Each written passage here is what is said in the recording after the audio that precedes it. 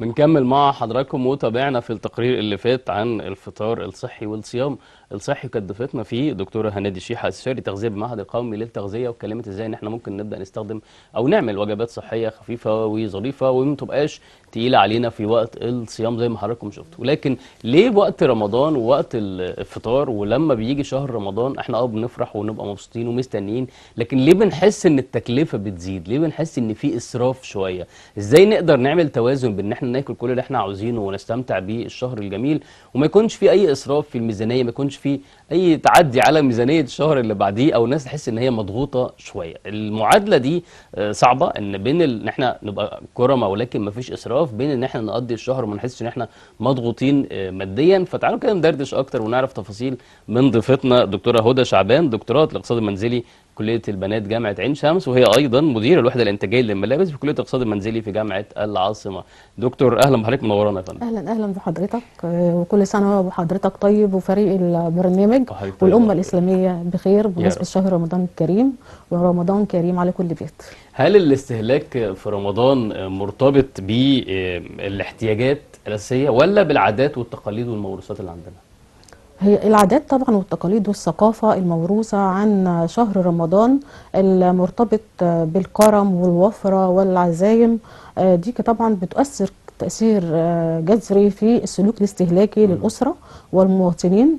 ليه؟ لأن هم أخدوا أن شهر رمضان هو شهر الموسم الاجتماعي اللي بتجتمع فيه العائلة واللي بتكون فيه عزومات، ولازم نكون المفهوم طبعا خاطئ للكرم، لازم يكون فيه المائدة عليها أكتر من صنف. وده طبعا بيكلف الأسرة فوق طاقتها وبيكون خارج الاحتياج الحقيقي، ده بيكون احتياج عاطفي، ان انا بشتري حاجتي على اساس ان انا يتقال عليا ان انا كريمه، ويتقال عليا ان انا عامله سفره ما حصلتش واعمل زي الاخرين ما بيعملوا، وفكره ان الناس هتقول عليا ايه. فده طبعا مفاهيم خاطئه، ويجب ان احنا يعني نخطط تخطيط سليم واحتياج حقيقي في ضوء ميزانية محددة بنعملها لشهر رمضان عشان لا نشعر بالعبء المالي. طيب ازاي نستعد استعداد جيد بدون ضغط مادي في شهر رمضان؟ الاستعداد الجيد لشهر رمضان، طبعا في البداية لازم نعرف طبعا ان شهر رمضان هو شهر الروحانيات الجميلة، وهو شهر رمضان الذي أنزل فيه القرآن، واحنا في شهر رمضان بيبقى العبادة طاغية والروحانيات طاغية، فيجب ان احنا نراعي هذه العبادات في كل سلوكياتنا، مش في صيام عن الطعام فقط، في كل سلوكياتنا لازم نراعي هذه العبادات. أول حاجة طبعا نعدل مفهومنا عن استقبال شهر رمضان. شهر رمضان شهر كريم وشهر رحيم، مش شهر الطعام والعزومات والزيارات وتبادل الزيارات وعمل العزائم. شهر رمضان شهر الصيام، فيجب الأول طبعا عشان استقبله استقبال جميل لازم يكون في تخطيط مسبق لشهر رمضان. أول حاجة طبعا هو الدخل المالي، هو معروف طبعا ان شهر رمضان بيكون فيه الانفاق اكتر على بند الطعام، طبعا عشان ممكن يبقى فيه عزومات متبادله كذا كذا، بس لازم ده كله يتم في ضوء الترشيد الاستهلاك. ترشيد الاستهلاك بقى والعدم الهدر والاسراف هيتم ازاي؟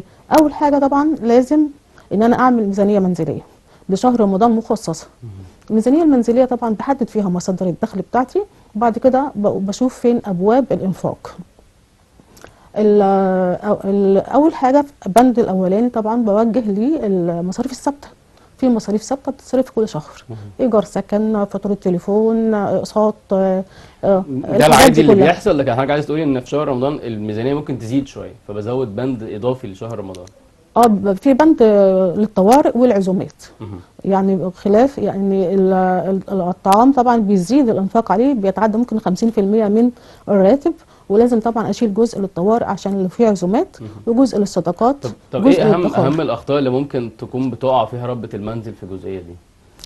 الأخطاء اللي ممكن تقع فيها ربة المنزل، الأخطاء الشائعة يعني إنها ما يكونش في تخطيط مدروس، سوء التخطيط. فهي ممكن تكون معتقدة إن كده بتخطط كويس، لكن في حاجات بتعدي منها ممكن تؤثر على الميزانية وتكون ضغط وعبء مالي عليها. أول حاجة طبعا لازم تعمل ميزانية مكتوبة واضحة ومحددة، بعد كده وعلى حسب عدد أفراد الأسرة. قائمة شراء لهذه الميزانية في ضوء الميزانية، قائمة شراء. وقائمة الشراء دي ممكن ان احنا ننزل نعمل قائمة احتياجات اسبوعية عشان تبقى سهلة عليها. تمام. بعد كده بشوف ايه هي المعارض والمنافس اللي اتاحتها الدولة بسعر مخفض بسعر مناسب، وبعدين انزل اشوف هذه المعارض واشوف واقارن الاسعار وايه اللي يتناسب معايا، ان انا ايه التزم بهذه القائمة وانزل السوق ومعايا ورقة فيها احتياجاتي، ما اتعدهاش بقى. ما يعني ما دي فيش. فكرة التخطيط، ان انا نازل اجيب حاجات معينة محددة بميزانية بميزانية محددة. محددة ومعايا قائمة شراء ما تعداش هذه القائمة، ولا يغريني أي عروض ولا إعلانات. عزايم رمضان بقى هنا والعزومات اللي حضرتك بتتكلم عنها، هل هي واجهة اجتماعية ولا ضغط اقتصادي على الأسرة أكتر؟ هو الضغط الاجتماعي على الأسرة عشان تعمل العزايم مربوط بفكرة الوفرة والوليمة، لازم أعمل أكتر من صنف، وده ضغط اجتماعي فعلا. فده بيخلي بعض الأسر إنها تضغط نفسها ماديا عشان تحقق التناسب ويبقى يقول إن في كرم. الكرم مش مرتبط نهائيا بالسخاء والزيادة والعزومات زائد يعني عن احتياجاتي. تمام. الكرم يعني ايه؟ امتى اقول الكرم؟ لما احقق الاكتفاء، لما احقق التدبير، لما احقق ترشيد الاستهلاك. وكرم جوهره ان انا ارحب بضيوفي وحسن استقبال لهم واكرامهم دون زياده او اسراف. طيب بيجي في رمضان زي ما احنا شايفين كده صورة ليها علاقة بالعروض، احنا على طول عندنا عروض وعندنا خصومات، ازاي نقدر نفرق بين العروض الحقيقية والوهمية، وقد ايه ممكن تكون بتأثر على الأسرة برضه؟ فعلا هو فعلا قبل ما يبدأ رمضان بتلاقي عروض كتير، وكل التجار او كل المنافذ البيع بتعمل عروض على اساس ان اغراءات طبعا الأسرة تشتري وهو كمان يستفيد، فهي علاقة متبادلة. لكن طبعا هي لها حيل، هم بيستخدموا حيل تسويقيه عشان يجذب الاسره انها تشتري، وخاصه ان هو بيربط المنتج بالجو العائلي والجو الرمضاني، فبيبقى فيه الشراء عاطفي اكتر من احتياجي، اكتر من هو احتياج حقيقي فعلا. فيجب على ربة الأسرة أو ربة المنزل إنها تكون ذكية جدا وتعمل تسوق ذكي وحقيقي. وتعرف ازاي؟ طبعا تعرف تشوف هل المنتج ده، طبعا المنتج بيبقى معروف مثلا عليه خصم فعلا حقيقي هيفيدني ولا لا. دي حاجة. هل الخصم والعرض ده حقيقي ولا وهمي؟ لأن طبعا بيبقى فيه عروض وهمية، يعني يرفع الأسعار وبعدين يرجع قبلها بفترة بعد كده ينزلها هو نفس السعر. لو جيت كمان قارنت ممكن تلاقي وزن أقل.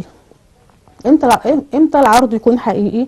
لما انا اشوف المنتج ده وانا عارفاه ومعروف سعره، تمام، وهشتريه بنفس الكميه ونفس الجوده ونفس الحجم، تمام، ومعروف، واشوفه في اماكن تانية معروف السعر بتاعه. يعني مثلا على سبيل المثال لو الرز مثلا الكيلو ب 30 جنيه، جه هو عمله في العرض ب 22 ونفس الجوده ونفس الكميه، ده عرض حقيقي استفيد بيه. بس هم بيربطوا ده اشتري 2 وخد التالت مجانا، فطبعا بيعمل لك طبعا ايه عشان هو كمان يستفيد. طيب اشتري 2 وخد التالت مجانا، هل انا محتاجاه؟ اسال نفسي مجموعه اسئله. هل هو عندي موجود في البيت؟ هل انا محتاجاه فعلا؟ يعني لو مش عليه الخصم ده كنت انا هشتريه؟ تمام. هيأثر على الميزانيه بتاعتي ولا لا؟ كل الاسئله دي لو انا قلت يعني لو الاجابه لا مش محتاجاه ما اخدوش. ده مهم جدا صح. في حاجه برضو كمان، لو هو فعلا مفيد وحقيقي ممكن انا واختي او انا وجارتي نشترك عشان ما اثرش على الميزانيه. ده حل يعني كويس، اللي هو فعلا انا محتاجاه وهو فعلا بنفس الجوده والكواليتي والحجم وما فيش اي عروض وهميه فيه. دي حاجه. العروض بقى الوهميه طبعا لازم طبعا ناخد بالنا منها وما نقعش في الفخ ده، لان طبعا هيأثر على الميزانيه، ده يبقى خارج الميزانيه. لو انا جبت حاجات بكميات كبيره عشان الخصم، الشخص بيبص لايه؟ بيبص للخصم، ما بيبصش للمنتج انا محتاجه ولا لا. يعني دي بيقول لك لا دي فرصه ما تعديش من ايدي. يعني حته الانتصار والفوز دي بتبقى غالبه في السلوك الاستهلاكي، وهم بيستخدموها، التجار بيستخدموها عشان يجذب الشخص ان هو يشتري. وكمان يحط لك الحاجات اللي عليها عرض، اللي عليها عروض جنب كاشير عشان ما تلحقش تاخد فرصتك تفكر وتقارن، لا فكرت قررت ادفع. تمام. فطبعا احنا ما نقعش في الفخ ده، احنا ننزل الاماكن بقائمه شراء محدده واشتري احتياجاتي فقط. لو لقيت عرض مناسب وحقيقي ممكن لو فيه هتشارك معايا اي حد يستفيد بيه، يبقى كده حققنا الاستفاده. طيب ازاي في رمضان ونستفيد منه وجود حضرتك معانا نعرف الاطفال الصغيرين، نعلمهم قيمه المال في شهر رمضان؟ قيمة المال للأطفال مهما اتكلمنا مش هيستوعبوا حاجة. ليه؟ لأن الطفل بيتعلم بالسلوك. السلوك اللي أنا بشوفه قدامي بقتنع بيه وأقلده. وطبعا القدوة هيكون مين؟ الأب والأم والإخوات، ده أهم حاجة طبعا، لأن هو بالنسبة له ده حاجة مصدقة. فأعلمه إزاي؟ إن الأب ممكن ياخده معاه في السوبر ماركت مثلا ويعرفوا مفاضلة بين منتجين اتنين، أنه أفضل، طب نقارن بين الاسعار انه انسب، طب احنا محتاجينه ولا لا. لازم يعرفوا ازاي يدير ماله بطريقه صحيحه. كويس. احنا محتاجينه، محتاجينه يبقى نشتريه. لو مش محتاجين، لو حاجه كماليات يبقى احنا ناجلها شويه، ناجلها شويه لما تبقى بالنسبه لي اساسيات، جميل. عشان التزم بالميزانيه بتاعتي. بنشكر حضرتك يا دكتور، شكرا جزيلا، استفدنا من وجود حضرتك معانا. كل سنه وحضرتك طيبه وبخير. وحضرتك طيب وبخير، شكرا وكل سنه وانتم جزيلا يا طيبين. دكتور. شكرا جزيلا. هنتابع مع حضراتكم